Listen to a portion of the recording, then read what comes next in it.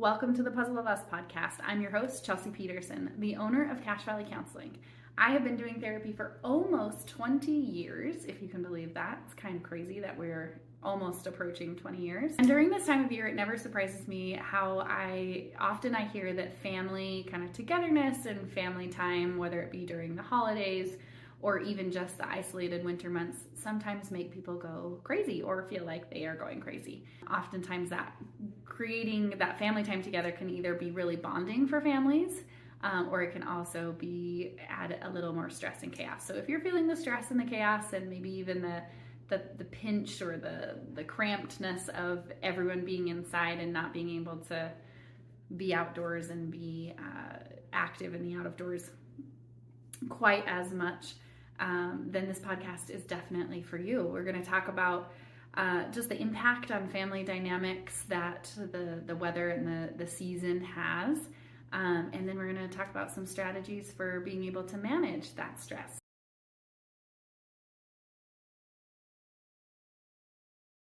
Some of the things that cause some stress or strain on family systems and family dynamics can be even just the light and the cold, forcing people indoors a little bit more into a little bit more confined spaces. And the more confined spaces there are, you get those teenagers that are just kind of poking each other, poking parents. You spend a little bit more time together. Things tend to get a little short. People say dumb things. You step on each other's toes. There's likely to be more conflict and tension during those winter months because we're just in a little bit closer quarters. And so when we see that, everyone doesn't have maybe as much personal space as they do quite in the summertime with just the lifestyle of it, particularly in this western part of the country that we are able to get outside and mow our lawns and do our outdoor work as well. And so it brings a little bit more attention to the family dynamic. There's also a lot of holidays towards the kind of this winter months-ish that can create a lot of extra stress. Parents, financial strains coming in from expectations of the holiday, kids being disappointed because their expectations are not met, and various things that can lead to disrupted emotions, which then lead to disrupted family dynamics as well. And so being able to, we're going to talk a little bit more about how to manage some of those expectations, particularly with the holidays, in just a minute. But I also want to just touch on, the seasonal affective disorder is definitely a real thing, and people we need vitamin D, we need time out in the sun, and we need to be able to, our body needs that. And so being able to possibly even take a vitamin D supplement can be really helpful. SAD, or seasonal affective disorder, is a very real thing and can be very felt. And so that can make people a little more crabby, a little more grumpy, a little more fatigued. And naturally in the winter, when it's dark and our body is made and is feeling the effects of us telling us to slow down. It takes more energy for us. That's why we kind of have to store up our fats. Particularly, maybe we don't have to do that quite as much now that we live in furnished houses, houses with furnaces and ways to keep warm. We don't have to split wood in the cold and do those sort of things. Maybe some of you still do, but for the most part, most of us live a pretty luxurious lifestyle, and we don't have to be super active, but our bodies are still having that natural response to less light. And so we tend to feel a little more fatigued. We tend to move a little slower and not have quite the energy that we have. And that's typically can be due to a lack of vitamin D. And so sometimes those, supplements can be helpful. And also sometimes, SAD is not just based on a lack of vitamin D. So making sure that you're being aware of those things. All of those can definitely impact winter and family dynamics, and sometimes can make things a little bit tricky for managing together time with family.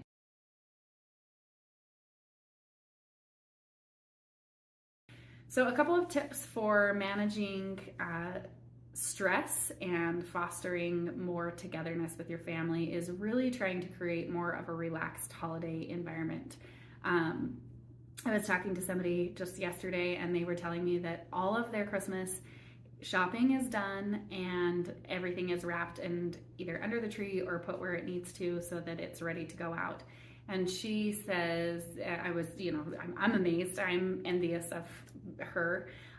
But she's also just talked about how if she doesn't do that for herself, it's creating such a stressed environment of this thing that needs to be done that, you wait till the last minute to do, and those sort of things, that she said she just can't really enjoy the holiday season.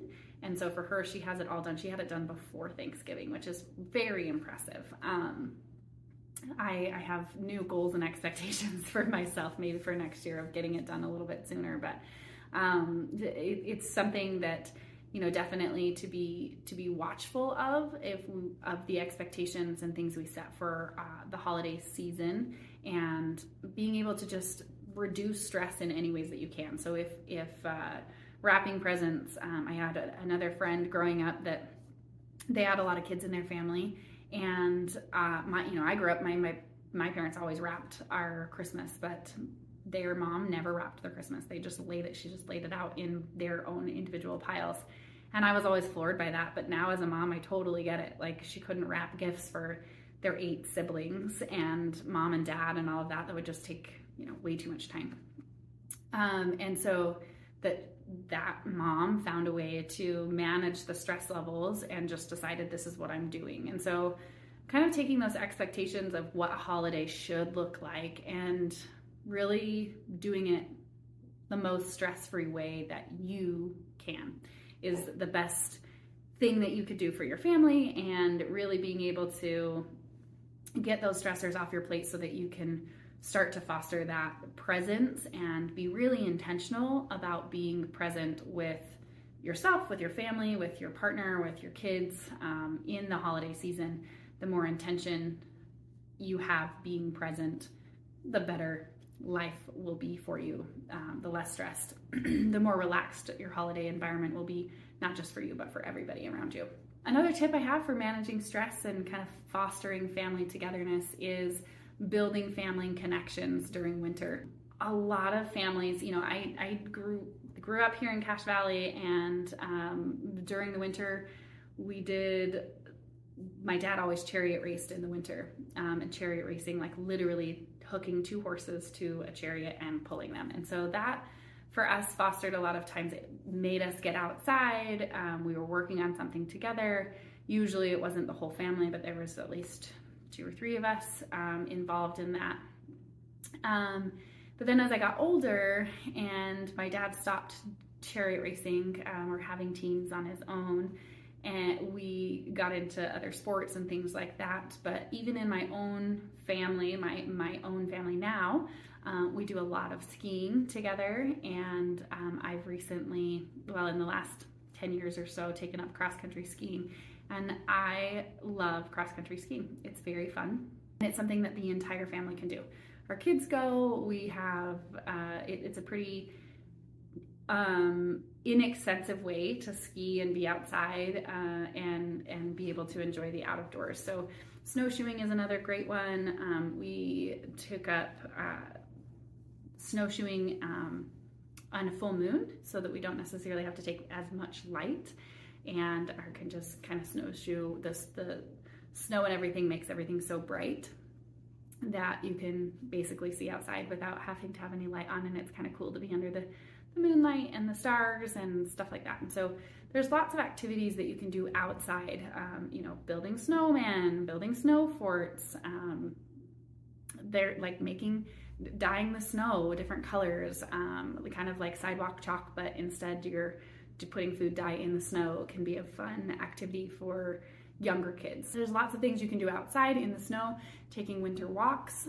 One of my favorite things to do because of cross-country skiing is to find a little solitude trail that goes through the mountains somewhere, and just be in the quiet and be in the serene and just soak it all up, as well as getting some exercise. It's so fun. Again, if you don't like the winter, you don't like being outside, maybe you don't like being cold, there's lots of choices to bring kind of that bonding and togetherness inside. But doing things together like playing board games or cooking together or learning something new, like learning a new hobby or woodworking or crafts or something that can be even a learning experience where everyone in your family can be a really helpful way that everybody is learning together and helps foster kind of that togetherness. And unplugging the technology. Movies are great to kind of watch together or watch a series or, right now, even as my kids are growing up, we're starting to introduce them to different series that we loved as kids. And, we love all the Westerns. So we've watched Lonesome Dove together. We've watched Man from Snowy River. We've watched some of those kind of classics, but also introducing them to Star Wars and the whole Star Wars series and things like that as age appropriate, but can be really helpful and can build that quality time. But it's always really nice to kind of unplug and get away from technology and learn something together. Being able to do those things where you're learning and growing and doing that together is such an incredibly bonding experience for families. So I would very much encourage you to try that this year. Pick something new that you want to learn. Maybe it's crocheting, maybe it's woodworking, maybe it's something that your whole family can enjoy together and learn how to do it before the end of the winter. Hey, Chelsea here. I wanted to tell you about our Cultivating Connections course. This course helps seasoned couples not just survive their marriage, but actually thrive in it. This course will take you through all the steps needed to reconnect with your lifelong love.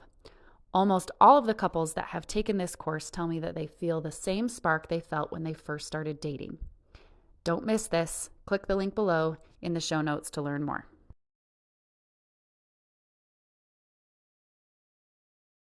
Another strategy I have for managing stress and fostering togetherness is setting healthy boundaries. It is very important. Some people really, just in my conversations, even with different clients this week, it is always fascinating to me how introverts and extroverts tend to end up together. Some people, usually one partner is fueled by being outward and gets lots of energy from being involved with people and having relationships with people and being active, and usually the other person needs to recharge or recharges by being alone or being a little bit more isolated. And so making sure that you're setting those boundaries for yourself. If you know that you're an extrovert and you know that you need to get out and be with people and foster those relationships, then do it. And if you also know that you're an introvert and you need a little more downtime, being able to, particularly in the winter, set those where you may not get those naturally kind of built-in alone times because the space and the confinement is not conducive to that. You may want to make sure that you set more firm boundaries of this is what I need, and trust that your partner doesn't not want to be with you. They don't hate you. They just need a recharge. And reframe it differently in the mind of, we really want to recharge our batteries, and we all recharge a little bit differently, and being conscientious of that as you spend time together, and making sure that you maybe spend some time individually on your own doing your individual things can be really helpful.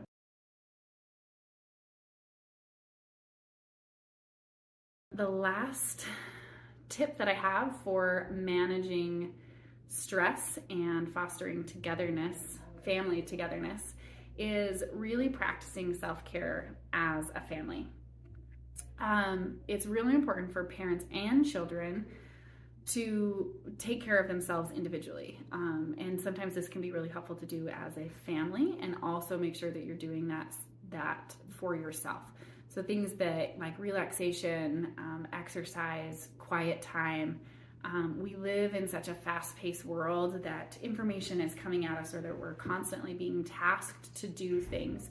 And so even if you're not like in a, let's say, meditative state, but you're in a state of, relaxation for 5 to 10 minutes every day, usually at the start and or end of your day, it can be so productive. I can't remember the book that I was just reading, but I will find the title of it.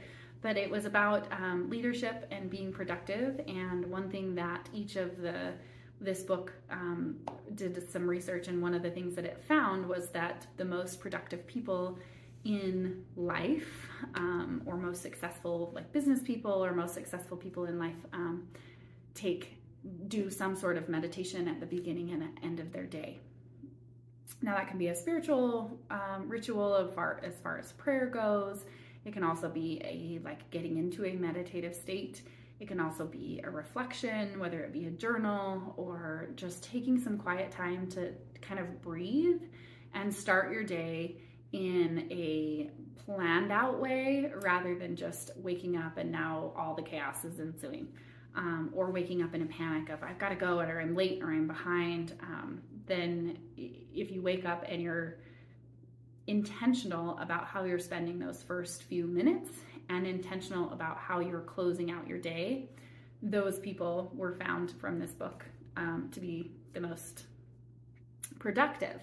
And so really making sure that you're practicing that or something like that as a family can be really helpful, especially when there's a lot of confinement and a lot of kind of cooped up feeling that can happen, particularly in the winter when we're kind of spending a lot of time together because we're all in confined spaces and things. So making sure that you're taking time to really take care of yourself, reduce stress for your individual self, can also really help the family dynamic when one person is, not able to emotionally regulate quite as well. The other person who hopefully can or has had a chance to practice some self-care can help them emotionally regulate maybe a little bit better.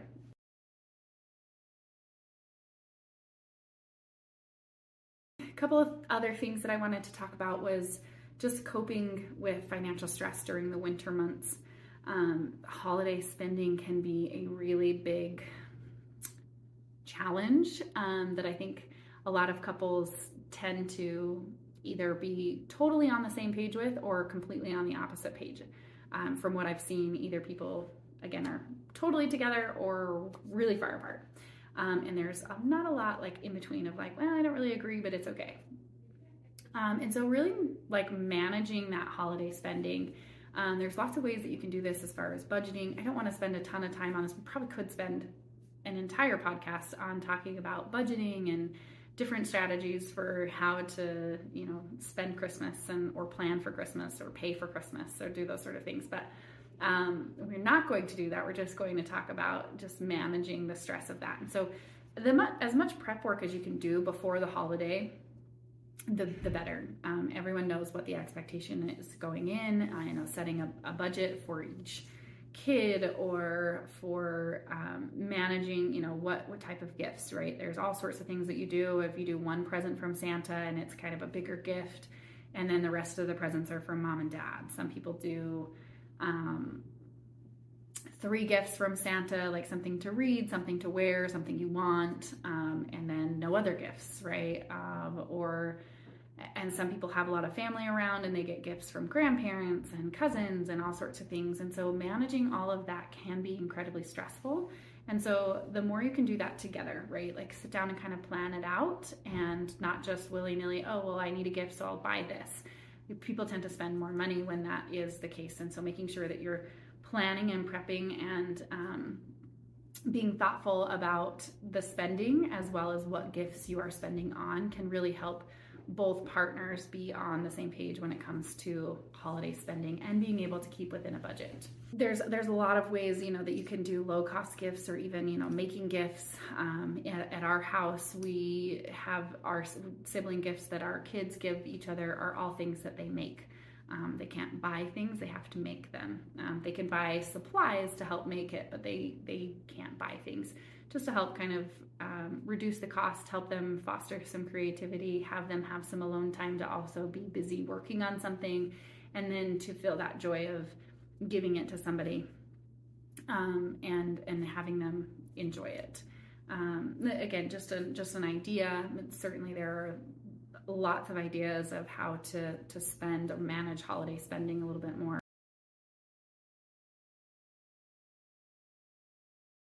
The last kind of tip I have is really finding joy in the simple pleasures that come.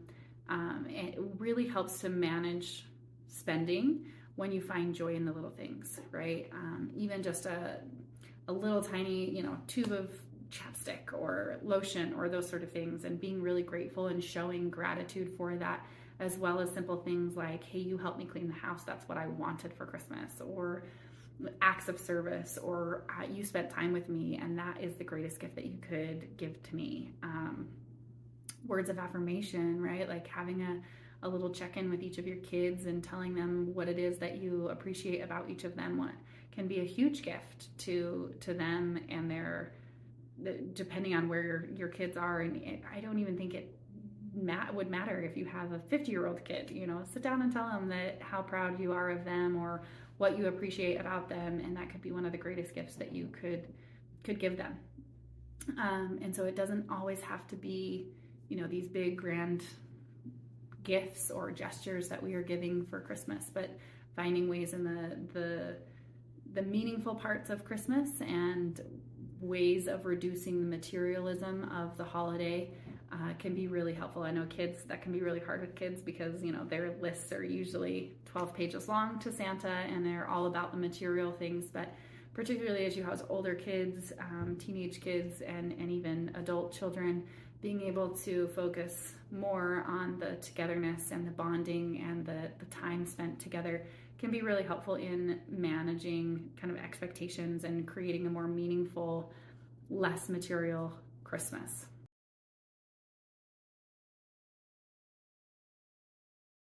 I also want to just take a second and talk about the emotional well-being during the holiday and being able to kind of keep a pulse on yourself and check in with yourself of how am I feeling, because there's very big emotions that can happen during the holiday season, whether it be the feeling of the grief of not having someone there that you wish was there, or having lost somebody who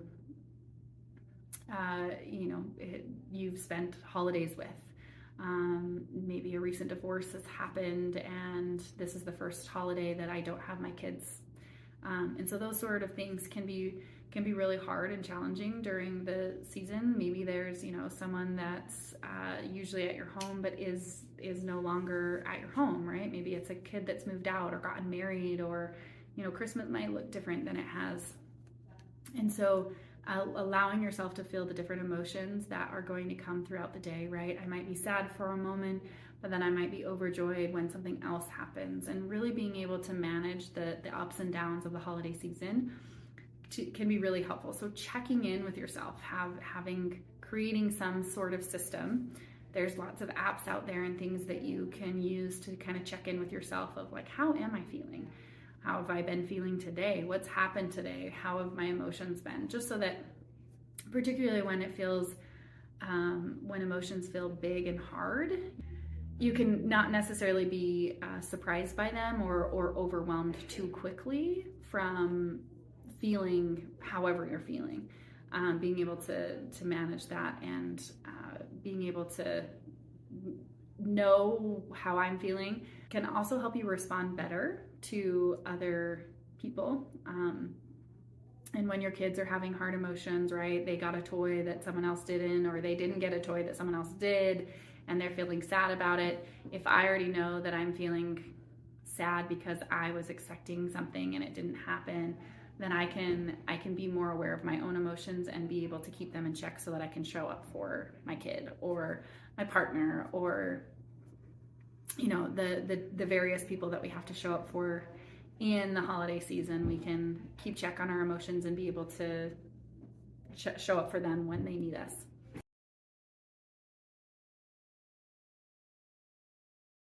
The other tidbit or tip I have for addressing emotional well-being is really being able to help foster an attitude of gratitude and focus on the positivity. When we focus on the positivity and gratitude as a family, you set children up for a more positive mindset. You're able to help them see, even little things like our neighbor cleared our driveway, or our, neighbor brought us some cookies, or a different neighbor, showed up and fed our cats, or whatever it might be, being able to show that and be able to have them show service be able to show gratitude for the service that's being done to them can be really helpful.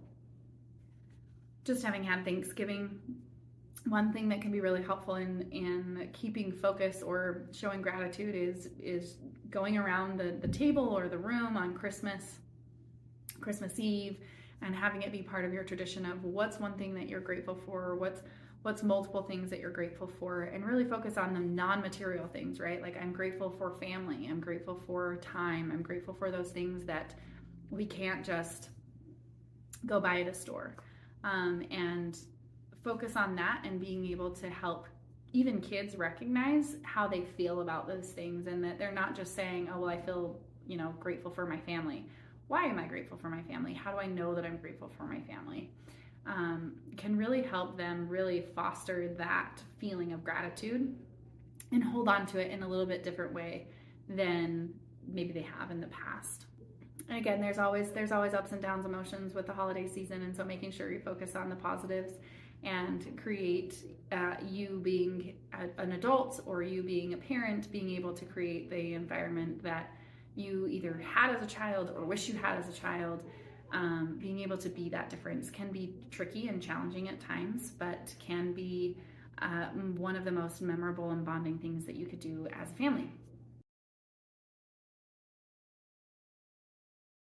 So there's a lot of things we talked about today. We talked about, just managing winter stress, fostering connections and bonding, and having close quarters, but also ways to connect and be together as a family and enjoy that time together. And I would really encourage you to reflect upon what strategies you are going to use and set expectations for yourself, and set a plan for managing stress, particularly during the holiday season.